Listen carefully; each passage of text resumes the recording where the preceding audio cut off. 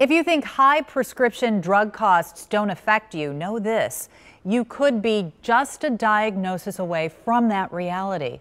Cautionary words from a mom I met whose world changed when doctors told her son had type 1 diabetes. He needs insulin to live. And depending on the manufacturer, insulin pricing has jumped anywhere from 106% to more than 230% just in the last decade. But some news this week could begin to reverse the trend. It is news that mom welcomes. Last one. The money Erin Kempfuse earns teaching exercise classes Knee, elbow. is pretty much spoken for. It helps cover her son Sammy's insulin costs. So we get 2 vials a month, and it's approximately $100 out of pocket. Okay, so that's after insurance. But that's not all. This whole shelf is Sammy. Everything from insulin pumps to continuous glucose monitors come with out-of-pocket price tags too, and it all adds up to the extent Erin says it's going to drain their family's health savings account just a few months into the year. So what Eli Lilly announced this week, is it a step in the right direction? I think it's definitely a step in the right direction. The drug company soon will offer a lower-priced version of Humalog, insulin that keeps type 1 diabetics like Sammy alive. The authorized generic will cost $137. That's a 50% lower list price for folks who have no insurance or who have to hit high deductibles prior to coverage kicking in. The Kempfuse have a copay. They say if they could get the cheaper version, it would mean less out of pocket. With it being so new and insurance having the ability to say no, we may have to go through other routes to get it. An Eli Lilly spokesman told me, it's not a cure-all. We anticipate we need to do more work to find solutions.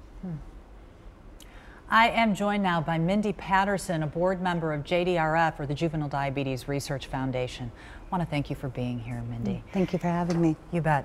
This is a picture of your sister-in-law, Megan, correct? That's Megan. Okay, she passed away. She did on Christmas. Okay, and what was the cause of that? Diabetic ketoacidosis, resulting in heart failure. But really it was from rationing insulin when she lost her job in June and her insurance. So she didn't have a way of paying for her insulin. And insulin prices, if you don't have insurance, Are too high. Were too high. Way She too couldn't high. afford it. She couldn't afford it. Okay, No. so I have to ask you this move by Eli Lilly to do this authorized generic, is that a good move? Is it a step? It's a great move. It's a nice baby step. Baby step. Why is it a baby step? Megan, she had maybe at most $50 on her. She was about to get her paycheck from her last job, but she didn't have insurance. And that direct deposit was happening on the 26th. So $50 wouldn't be enough to cover a vial of that insulin. The $137 on discount. Okay. Are there programs out there to help people so that it doesn't come to rationing? And how do you qualify for that?